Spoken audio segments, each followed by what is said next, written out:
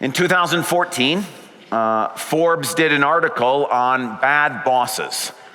And the article began this way: life is short, but apparently it can become a lot shorter if you spend your days dealing with a bad boss. In a recent study performed by Keys.com, they found that 77% of employees experienced physical symptoms of stress from bad bosses, and workers who had inconsiderate or uncommunicative managers were 60% more likely to suffer heart trauma. An Inc. study cited that workers who have poor relationships with their bosses are 30% more likely to suffer coronary heart disease. That's right, your bad boss could literally be making you sick.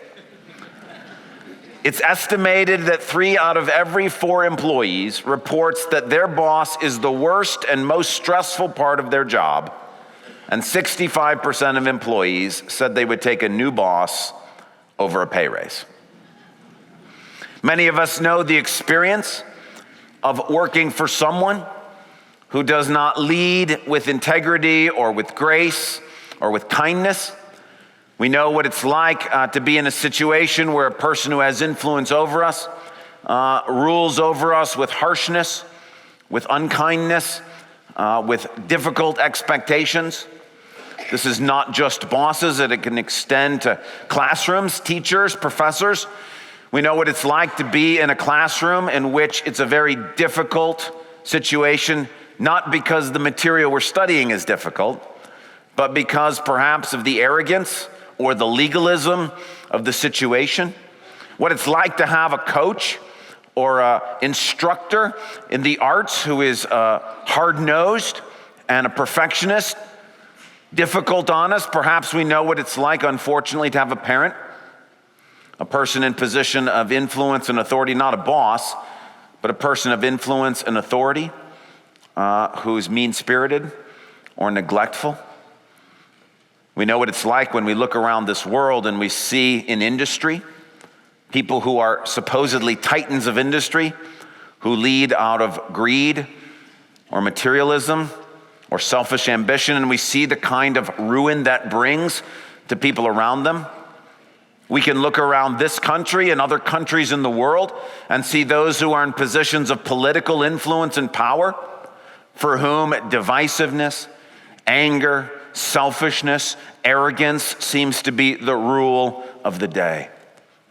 Well, this morning we want to talk about the fact that many of us, if not all of us, find ourselves in situations where people in influence and authority in our lives are not acting the way God would want them to act, not leading with integrity, with grace, and with godly wisdom. And this morning, God has a word for us into that situation, showing us that He sees where we're at, and an offer of love and a promise of grace in the midst of that. That's what we have the opportunity to talk about this morning. So I'd like to invite you to please take a Bible and turn to the book of Isaiah, chapter 13. Isaiah 13, it's page 563 in the church Bibles. Isaiah chapter 13. We're going to be covering 2 chapters today, Isaiah 13 and Isaiah 14. They go together. Isaiah 13, when you get there, you'll see in verse 1 that it's a prophecy against Babylon. Babylon is one of the leading nations in the world at the time that Isaiah is written. And so you can think of it like America or like China or like Russia. It's a nation with world power. In fact, in a few years after Isaiah, the children of Israel are going to go into captivity. Isaiah will predict it. It happens in Babylon. And so Babylon is a dominant world power. Chapter 13 is about Babylon. Chapter 14 is about the king of Babylon. So in verse 4, we'll see that it's being written to the king of Babylon, which means that we're not just talking about leading nations, we're talking about leaders in the nation. So the king of Babylon would have been well known to the children of Israel. This is a major world figure.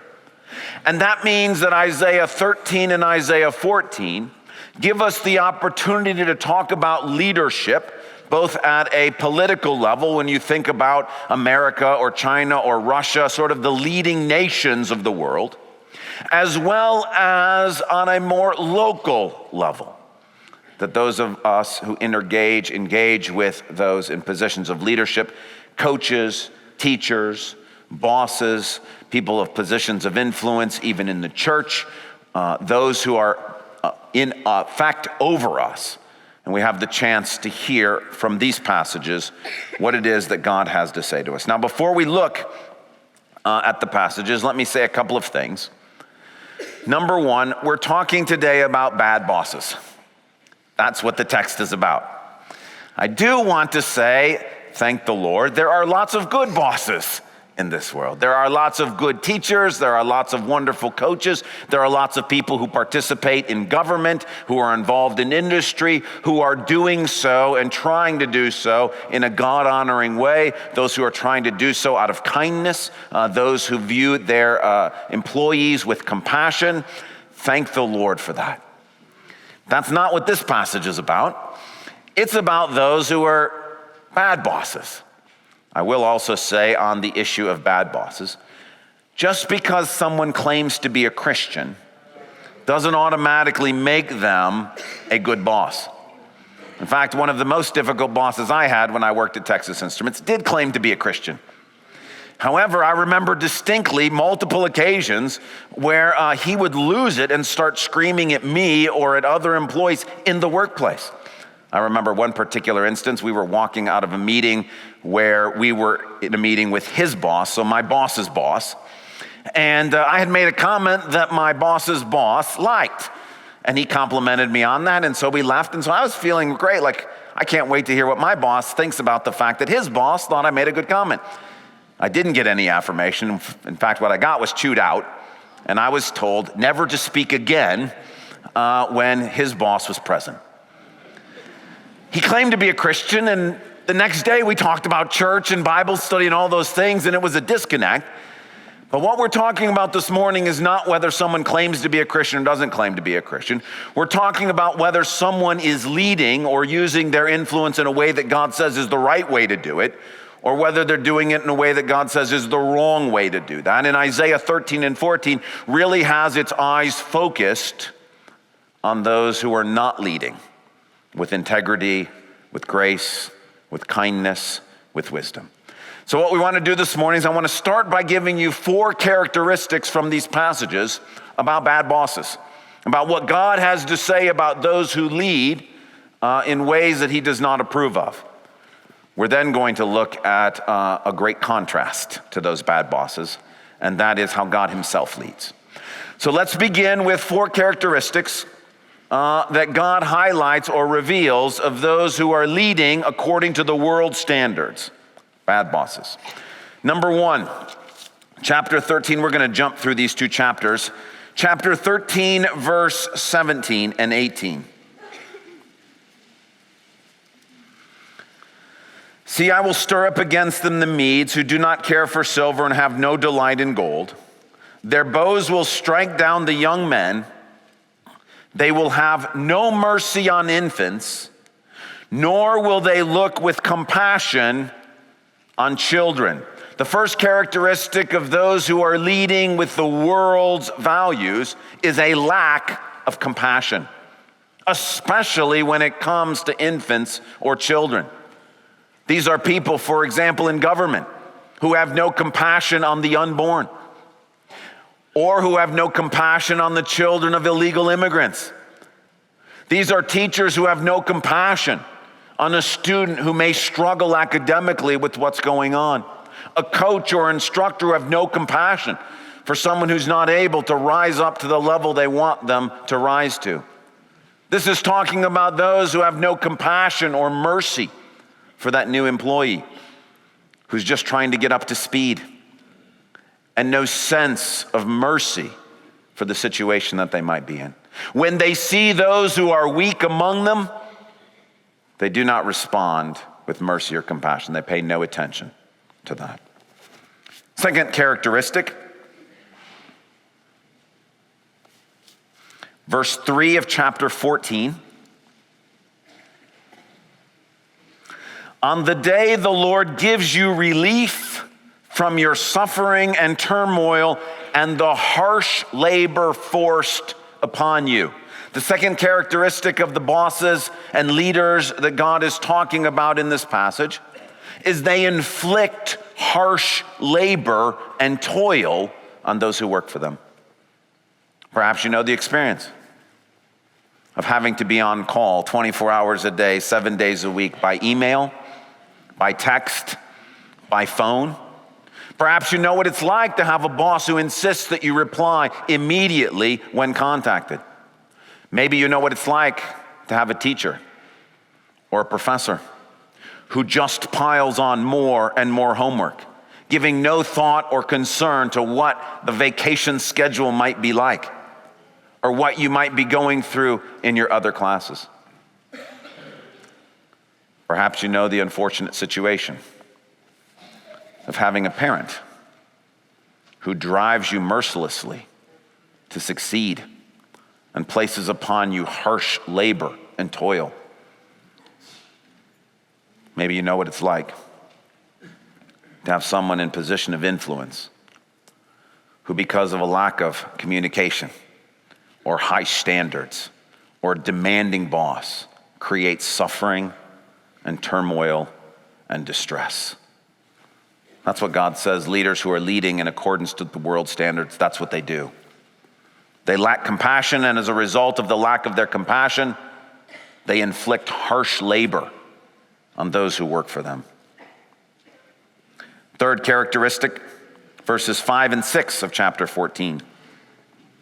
The Lord has broken the rod of the wicked, the scepter of the rulers, so we're talking about leaders here, which in anger struck down people with unceasing blows, and in fury subdued nations with relentless aggression. Not only do they lack compassion, not only do they inflict hard toil on those who work for them, they are characterized by relentless aggression. Robert Caro, who's sort of the premier biographer for President Lyndon Johnson, was interviewed in 2006 by the Harvard Business Review. And during that interview, this is what he said, speaking about President Johnson and his leadership style. Of course, you could say with Johnson, in some ways, power meant being able to bend people to his will and to ruin their careers and their personal reputations if necessary. And he certainly could do that. Here's another thing Lyndon Johnson said about himself. I'm just like a fox. I can see the jugular in any man and go for it. My books on Johnson contain more than a few instances of him destroying men by figuring out their weakness and using it against them. Relentless aggression. The fourth characteristic, verse 17. You have to pick up the phrase in the beginning, middle half of verse 16. Is this the man who shook the earth and made the kingdoms tremble? The man who made the world a wilderness, who overthrew its cities and would not let his captives go home. The fourth characteristic of a bad boss, a bad leader, is they leave a path of destruction. They're good at tearing things down. They're good at destroying things in that lack of mercy, in that harsh turmoil, in that unrelenting aggression. All they do is destroy. In the 1980s, a man named Jack Welch became the CEO of General Electric Corporation. He got the nickname Neutron Jack because his first act was to fire 128,000 employees. He instituted at General Electric something that I don't know if they still do it or not, called the Vitality Index, which sounds good because vitality should mean life. But what the Vitality Index was is that every employee got ranked against all the other employees in a particular department. And then every year, whoever ranked in the bottom 10% were fired. No mercy, no compassion, just simply destruction. Perhaps you know that teacher who relishes making a student look foolish or giving a failing grade. Perhaps you know that parent who excels at pointing out all the flaws in their child. Perhaps you know that coach who's wonderfully good at verbally berating his or her players. It's a path of destruction. And what's left at the end is they're great at tearing down, but everything's gone. These are the characteristics that God says of the world's leaders. Now, before we look at the corresponding values of God, let me point out to you the motivation, God says, behind those bad bosses. Why do they do what they do? Why do they act the way they act? God reveals it to us in chapter 14, verses 12 to 14. How you have fallen from heaven, morning star, son of the dawn. You have been cast down to the earth, you who once laid low the nations. You said in your heart, I will ascend to the heavens. I will raise my throne above the stars of God. I will sit enthroned on the mount of assembly, on the utmost heights of Mount Zaphon. I will ascend above the tops of the clouds. I will make myself like the Most High. Did you hear in that passage the I? The selfishness and pride. It's what James calls selfish ambition and bitter envy. Early church fathers recognized in this passage that what stood behind the bad bosses and leaders of this world is Satan himself. Have you heard the name Lucifer? This is where it comes from. Isaiah 14, verse 12, the Latin translation of son of the morning or morning star, is the word Lucifer.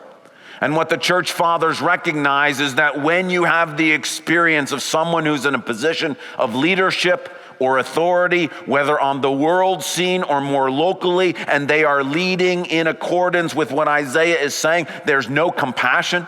There is relentless aggression, there is suffering and turmoil, and a path of destruction. The force that stands behind it is the same attitude that animated Satan, that selfish ambition, that pride that brings about destruction. This is what's at the heart of leadership, the way the world leads. The wonderful thing about Isaiah is that it then presents us with a contrast.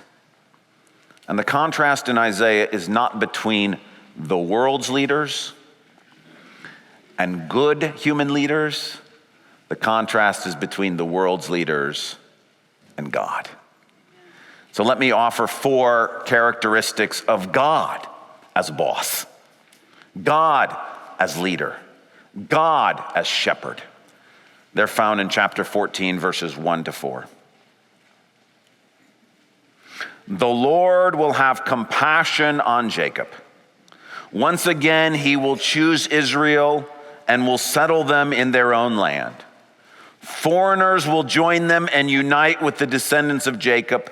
Nations will take them and bring them to their own place. And Israel will take possession of the nations and make them male and female servants in the Lord's land. They will make captives of their captors and rule over their oppressors. On the day the Lord gives you relief from your suffering and turmoil and from the harsh labor forced on you, you will take up this taunt against the king of Babylon. 4 characteristics about how God leads, in contrast to how this world's leaders lead. Number 1, the Lord will have compassion. It's the same word from chapter 13, verse 18, where the world's leaders have no compassion.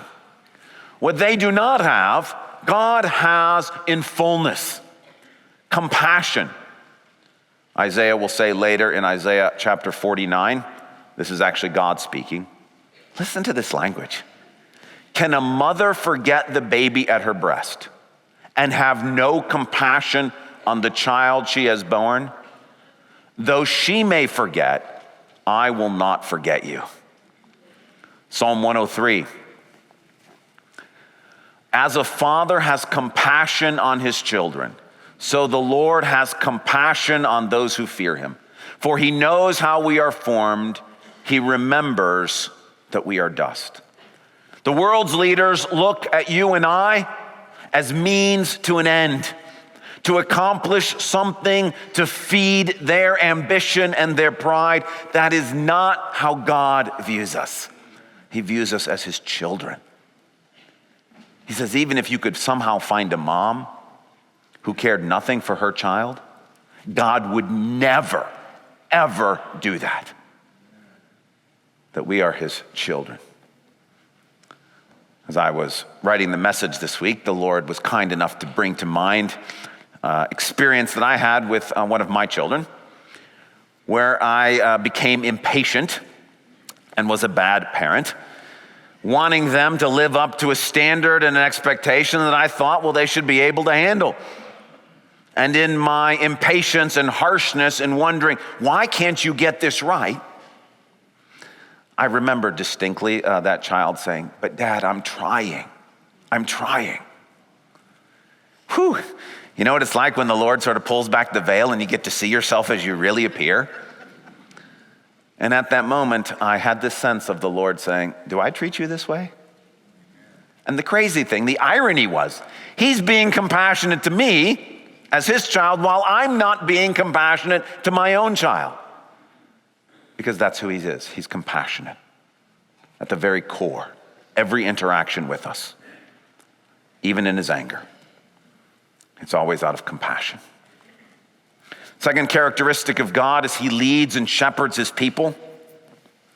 Once again, still in verse 1, he will choose Israel and will settle them in their own land. Now, the word for settle in your own land is the word for peace.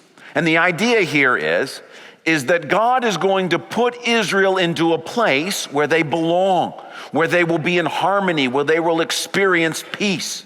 And the great thing about God is the way he leads us is not to a place where the world's leaders want us to go for their sake. He leads us to the place that we were designed to be in.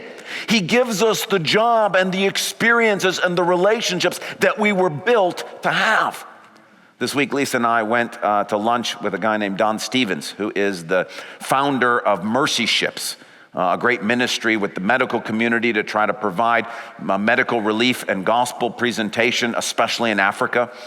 And so while we were there at this lunch, we just asked, how did you get involved with Mercy Ships? And he told a story about how as a 10-year-old boy in Colorado, and the sort of the humor of it was Colorado is about as landlocked as you can get. He had a fascination with ships. And he had a fascination with boats. Only later did he find out that his ancestors from Norway had been in the shipping business and had used their boats to do kingdom work for the Lord. And that God allowed a seemingly chance meeting with Mother Teresa to guide and lead him into this ministry that he'd been doing for the last 50 years. And to hear him talk about a little 10-year-old boy in Colorado who had a fascination with ships, that God led him to the place, and he said, this is what I was built to do. Do you know that feeling? When God puts you in a relationship that you were designed for, a ministry that you're perfect for, a job that fits you exactly, a sport that you absolutely feel like you were designed to play and to do, a piano playing that you all your life feel like this is who I am. That's what God does. He settles us in our land where we belong. Now, the crazy thing is he says he settles us in our land. Whose land is it?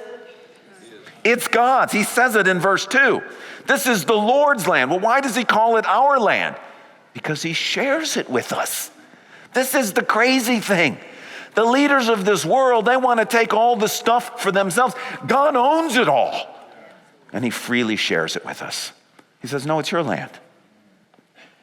One of the great promises in the Old Testament looking forward to the future is every person sitting under their own vine and their own fig tree. Meaning that God puts us in places where we fit, where we can produce, where we can experience blessing, and he loves the fact that we get to eat the fruit that we're producing. That's the kind of leader God is. Third, foreigners will join them and unite with the descendants of Jacob.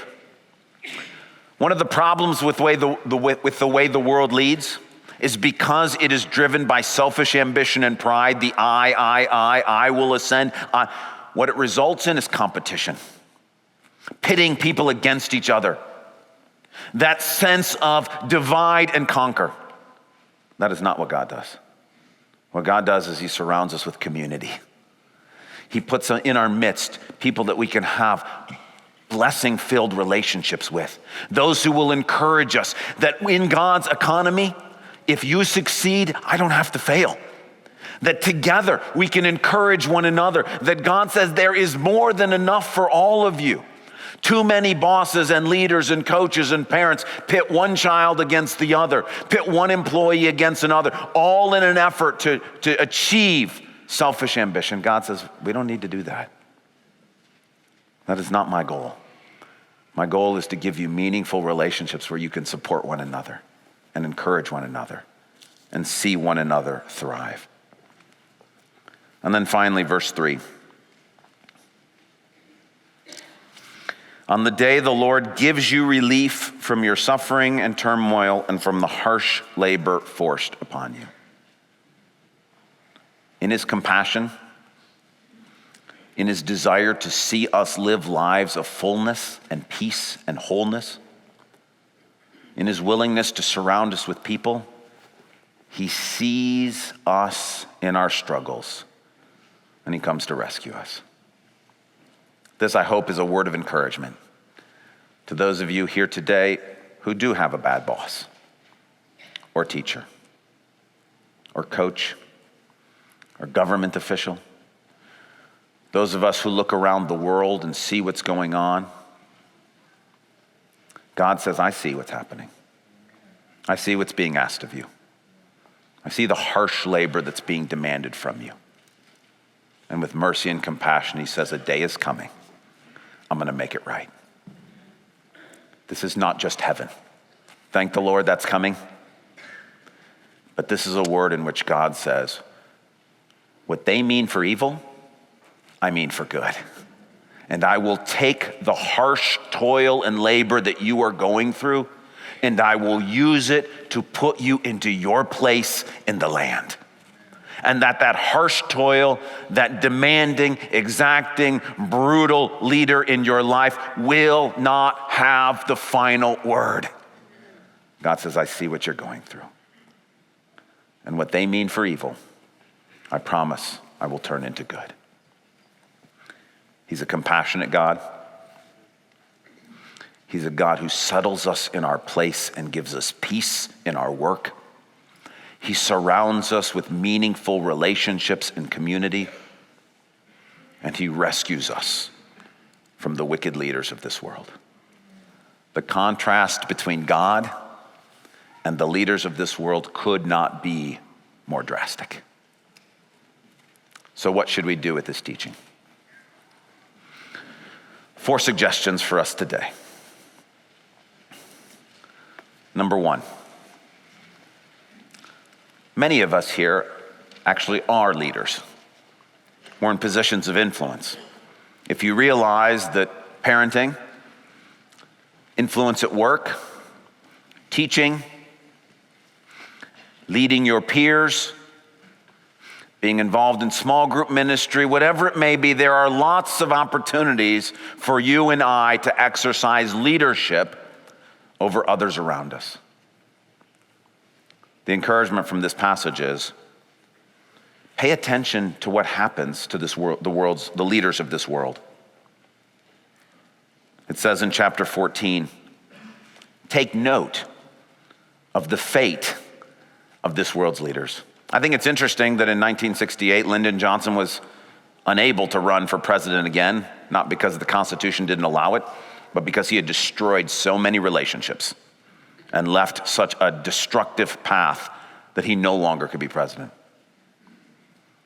I think it's interesting that this week when I was trying to Google Jack Welch to make sure I had sort of the details right of when he started, that just this week he announced how displeased he was with General Electric and where the company was going and how poor the stock apparently has been horrendous. And the irony of the fact that the people that he handpicked to succeed him in leading that company were doing to it the things that he had already set in motion.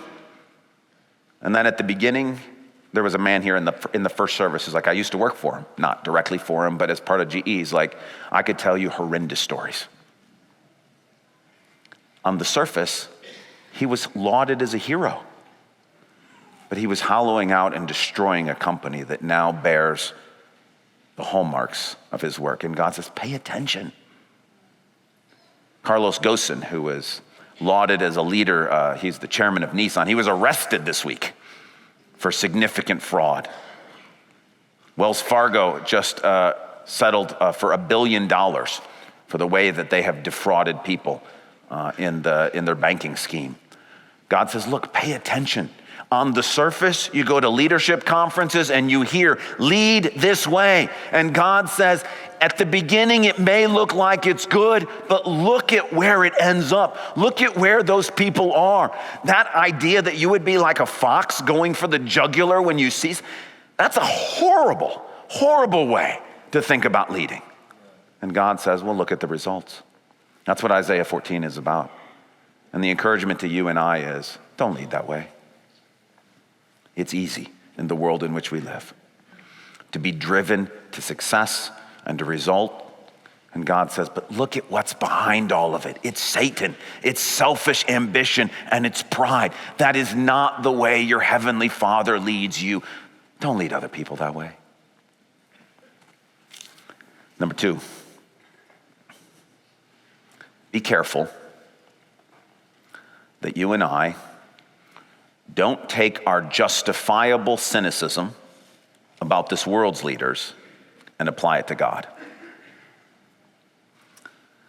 We're right to view those who lead with satanic motives poorly. That's what Isaiah does. But there's a danger to then extrapolate that or put those on God. For example, you came to church this morning and we took an offering. The people of this world want your money too. They want your money because they want to build the things they want to build. It's possible to think that God invited you here this morning to take your money from you. He's not here to rob you. He doesn't need any of the money. The whole earth is his. Well, why would we take an offering? It's because the Lord knows that you and I need to be set free from the tyranny of money, to stop putting our trust in our finances, and he wants us to know the blessing that it's better to give than to receive. But it's easy to place on God the same motives that the people of this world have. You heard Tom talk about the fact that we've done a survey, an affirmation vote of where we're going with women serving as deacons of the church and redesigning how the deacons function in the church. It's possible to say, well, that's all being manipulated. Of course, because the leaders of this world do manipulate things. But it's also possible that God is working in such a way so that the men and women of this church can settle into their land and do the jobs that he wants them to do in accordance with how he wants it done, because it brings peace. It's possible to accuse God of abandoning you in the midst of suffering and in the midst of struggle, because that's what the leaders of this world do. They don't pay any attention to us. They're not concerned about the kid that's going through the depression. We're talking about bad leaders. They're not concerned about the person who's not able to carry their weight. They're not concerned about the person whose parents are going through divorce. They're not concerned about those things. And we think that God is not concerned either. But nothing can be further from the truth. He sees us in our struggles. We think, man, God is hard. He works me to death. No, this is why he gives Sabbath laws. This is why he gives rules to say, take a break. This is why he says, enjoy life, relax, experience life the way it was meant to be. God is not like the leaders of this world. And you and I have to be careful that our justifiable cynicism about how others lead that we don't begin to impute that to God. Number 3, for those of you who are in a situation where whether it's a parent or a coach or a government leader or a boss or a professor or whoever it may be, you're experiencing exactly what Isaiah 13 and 14 are talking about. The application for you is, I promise you, your Heavenly Father will come rescue you. On the day, I don't know what day, I'd love it to be today, but you may still go into work tomorrow, and you may still have that same boss, and it may still be miserable, but a day is coming that God will set you free from that harsh labor and toil. And you will see that what they meant for evil, God meant for good. And that somehow, that bad boss, the guy who yelled at me at Texas Instruments, whatever your boss may be, that difficult professor, that coach, whatever it is, that God somehow is using that situation to settle us into a place in the land in which we find peace and joy and fulfillment. And the promise and encouragement that I have to you is that that day is coming. God has promised, I see you. I will not abandon you. I will not forget you. And then finally, and most importantly, this is Thanksgiving weekend. If you had a hard time thinking of what to be thankful for this year, you can be thankful for God as a good shepherd. That as you look around the world, your situation at work, or at school, or in the family, or in this country, or around the world may be completely messed up. If it is, most likely a bad leader has something to do with it. But in the midst of it, you and I can still give thanks for a good shepherd who is compassionate, who sees us in our weaknesses and remembers we're just dust. For a heavenly Father who is working even now to get us into the place that we belong, to do the things that we were built to do. A kind, good God who surrounds us with community, who doesn't pit us against one another, but tells us to encourage one another. And a God who above all is a rescuing, saving, redeeming God. It's a good weekend to think back about all the ways God has been a good shepherd and a good father and a good boss. Thank you so much for joining us for this podcast from Calvary Church. We hope this message has brought the light and hope of God's presence into your life, refreshing your soul for the journey the Lord has you on. If you have a spiritual need or would like to connect further with the work God is doing through Calvary Church, seek us out online at calvarygr.org. On our website, you can also find an archive of previous messages from this series. Thanks for listening.